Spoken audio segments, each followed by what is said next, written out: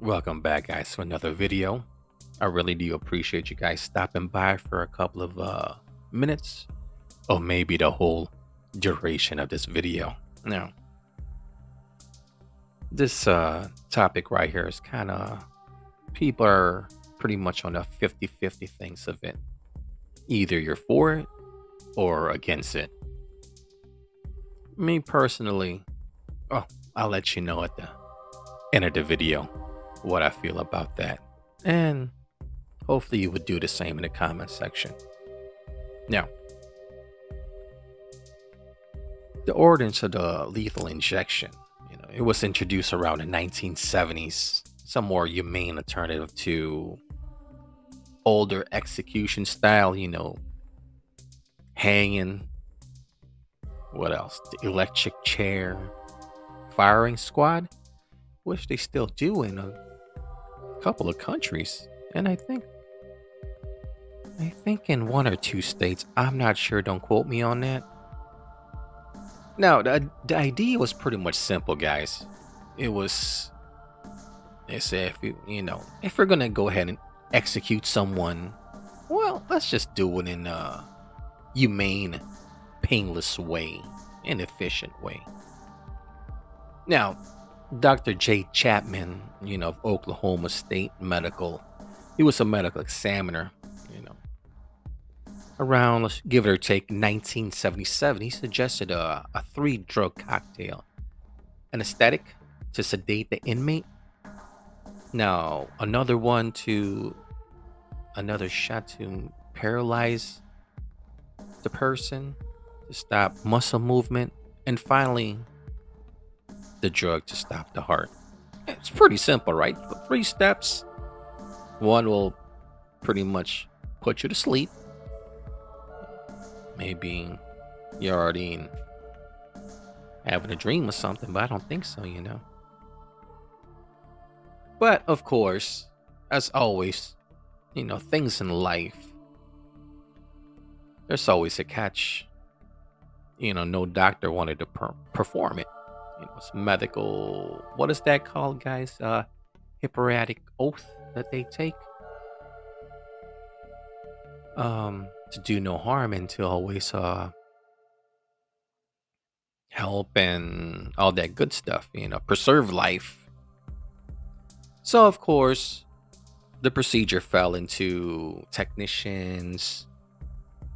I'll call it technicians. Should we call it technicians? I'm not quite sure. Prison staff, and of course volunteers. They would get paid a little, a couple of shekels for doing that. But since they were not medical doctors, they were often untrained, and well, that's where the nightmare begins. So, anyways, guys, let's go ahead and continue with this video. Go ahead and get your popcorn, Dr. Pepper, Mountain Dew, bag of chips. Sit back and relax, and let's get into this video. Now, as I said before, on paper, the execution seems straightforward, but in practice, no, not so quite so. It's anything but. Yeah. Let's go. Let's break down the process. The process begins by strapping the inmate into a gurney. I'm pretty sure the inmate is just he knows what's about to go down. He knows what's about. Not unless he just straight crazy. But strapping him down, needles are inserted into the veins, often in the arm, sometimes in the leg. And if they can't find a vein, it's going to be like in between your toes or something like that. Depends on certain factors. The guy is a little bit obese, constant drug use or poor health. Again, finding a vein could take an hour or so. That's in some cases. Yeah, another ways they do it is they would have to cut open the neck or the groin to access a vein. That's one of the ways they would do it. Next, then comes the drug cocktail. You know, now I might be butchering this, so please, I do apologize. The first one is again the sodium or Petno is meant to knock out that inmate unconscious. He's already. Some are snoring. From the research that I've came across, some are already snoring. The next one is to paralyze, stop the breathing and the movement of the inmate. The third and lastly, potassium chloride. Oh, the second one is barium bromide. And last one, of course, is potassium chloride. That definitely stops the heart. Well, on paper, it's supposed to. You'll go into cardiac arrest. Now, but here's the catch, guys. If the first drug doesn't work properly, and of course, there's a lot of cases that it doesn't, the inmate is fully aware. He's fully aware. He's conscious. He's just unable to move. He's paralyzed. But of course, you're still feeling the pain. You can't scream though. The final drug burns through your veins like fire. Now, a lot of human advocates' rights say, well, you know what? This isn't execution. It's more of a torture. That's what they're crying out. Here's an interesting story, guys, about a one inmate that they say was botched. But it pretty much, excuse me, guys, it just pretty much went wrong. Now, on April 29th, 2014, the world witnessed just how badly lethal injection can go wrong. Clayton Lockett, a convicted murderer in Oklahoma, was set to be executed using a new untested cocktails of drug. Now, the execution began at 0623. Then the sedative was supposed to render him unconscious within seconds. But something went terribly wrong. As I mentioned before, they couldn't find a vein, where the drugs are supposed to be injected to, or his veins just collapsed. And instead of going through the drugs going through his veins, it just seeped through his skin tissue, instead of course, the bloodstream. Now, witnesses saw Lockett. He's like wrenching pain. He got kind of like that look in his face. Like that look when you're just like, what is that pouting look? Are you sip on something very sour? You got that pouty look, pouty face look. He had that look in his face. And then, of course, the pain. He clenched his teeth. Excuse me, guys. My throat is kind of course, my harsh voice. Clenched his teeth. And was struggling against the resistance. Of course, he's already strapped down. But then he managed to lift his head and speak. And he said, look here, this ain't working. I'm feeling pain. Now, this ordeal of his, it took about 44 to 43 minutes, or should I say, agonizing minutes, before Lockett finally passed on. Not from the drugs, but from the heart attack. The drugs didn't do it. He just had a cardiac arrest. Now, after hearing that, how do you feel about the lethal injection? Tell me. Don't be shy. Leave a comment below. I don't know. Some say, well, an eye for an eye, maybe. An eye for an eye because victims I'm pretty sure they feel much worse than how he felt. Unfortunately, Clayton Lockett wasn't the only one that this happened to. Another inmate was Joseph Wood. This was about in 2014. And now, this inmate took nearly 2 hours to pass on as he gasped and he snorted 600 times during his execution up in Arizona. 2 hours. 2 hours. Another one is, this also happened in 2014. 2014, what's going on with the year 2014? You got all this untested drugs of cocktails. Anyways, another one is Dennis McGuire. Now, he took about 25 minutes, but he was struggling, gurgling sound, so they say. 25 minutes before he passed on. Another one was in 06, 2006, which took about 34 minutes before he passed on. The needles had gone through his veins, injecting the drugs into his soft tissue. Dang. His name was Angel Diaz. Now, according to the Death Penalty Information Center, more than 7% of lethal injection in the US had been botched. That's nearly 1 in 13, I think. 1 in 13? These aren't clean deaths. They are painful, prolonged, and of course hidden from public view, because as soon as they notice that something's not right, they automatically close the curtains. Because you know how they have the one side, they have the witnesses.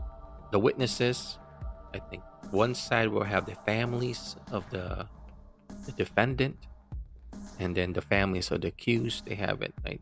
So they automatically just go ahead and close those curtains down. Shut, I mean, so nobody could see. Now, here's the $1,000,000 question, guys. And again, don't be shy to comment below. Now, is lethal injection humane? That's really the question. Now, the US Supreme Court has ruled that the death penalty itself is constitutional, but the methods used must not be cruel and unusual. That's a fine line, you know. Well, that's the legal jargon, but in reality, I don't know. Now, medical professionals and, of course, human rights groups argue that lethal injection violates basic standards of human decency.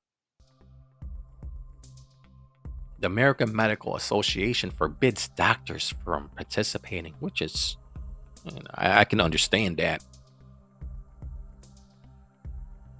Pharmaceutical companies refuse, or they started refusing, on making drugs or supply of execution drugs for ethical reasons. Some say, this is what some say though. Like again, at the beginning of the video, I said it's about 50-50, guys. Some say they're killers, they deserve it. But here's the kicker, guys. Just the moral question remains: do we become killers too when we allow suffering in the name of I guess an eye for an eye? Avenging the person's death. Yeah, think about that, guys. Now, in a society that's it's considered self-civilized, death penalty, especially through methods as flawed as the lethal injection, raises questions. I really don't know what to say on this one. Now, when it comes to the religious side of things, Christianity, for example, preaches forgiveness, redemption, and mercy. You know, yet many Christian majority nations, you know, have abolished the death penalty. Now, Islam and Judaism also emphasizes the same thing. Now, even if lethal injections were painless, let's just say it's 100% proof. It's painless. They just go to sleep. Just don't wake up. Now, I mean, would you still feel the same? Could we just justify that? Okay, he's not feeling no pain. Is it justifiable? I don't I don't know. Now, one of the most disturbing trends in recent years is how secretive states have become about lethal injections. Many states they refuse to disclose the source of their drugs. They use compounded drugs. Some passes laws protecting the executioner's identities. I think they get paid $100, or they get paid. I know I came across an article. They get paid. I did read one got paid an extra $100 just to push the red button. In other countries, there's like three of them or four, and each pushes the button, but there's only one button that actually activates the machine to start injecting those cocktails of drugs in. So if there's four of you, that kind of somewhat clears the burden or of saying maybe it wasn't me, maybe it was him that actually pushed the button. uh, Anyways, guys, now the United States is one of the last Western democracies that is still using death penalty. Europe said nope, let's go ahead and cancel it. Canada, Australia, South Africa, and even other countries, um, they just said move on. We'll just give them life. Give them 100 years. Give them 100 years. Don't give them the death penalty. The United Nations have reportedly condemned the U.S. for it. The world sees it as outdated, cruel, and barbaric, a stain of image of the modern democracy nation. Wow. So why is the U.S. still doing it? That's kind of curious to know that. Now, the cost, the family, trauma, the grief. Lethal injection doesn't just affect the condemned. Victims' families are often re-traumatized by the prolonged appeals.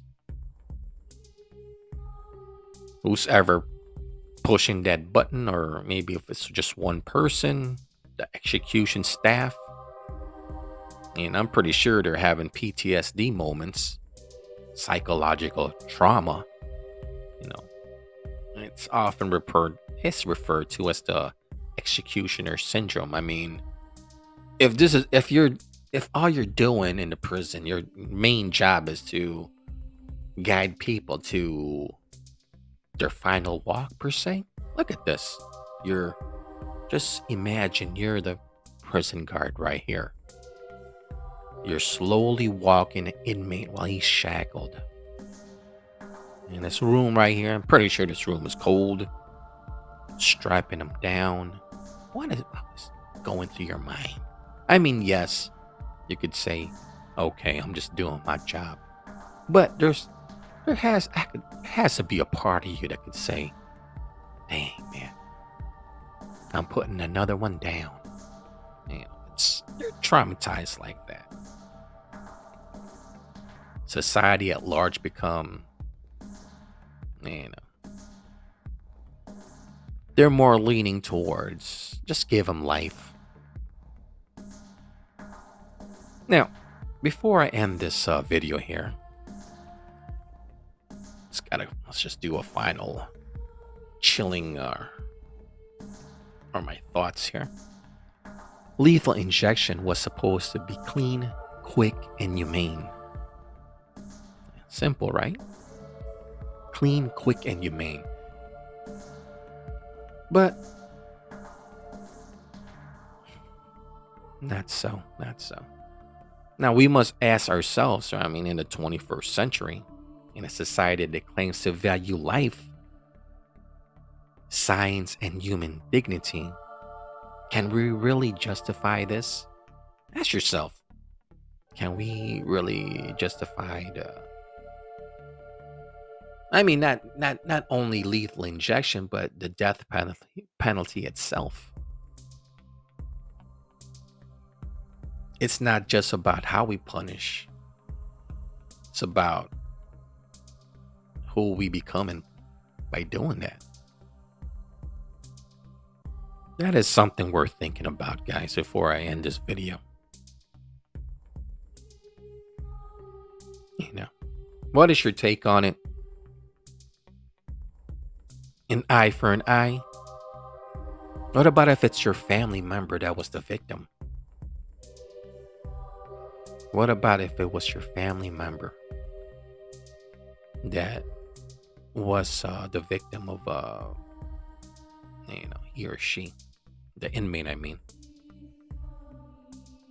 My thought on this is if it was a family member of mine,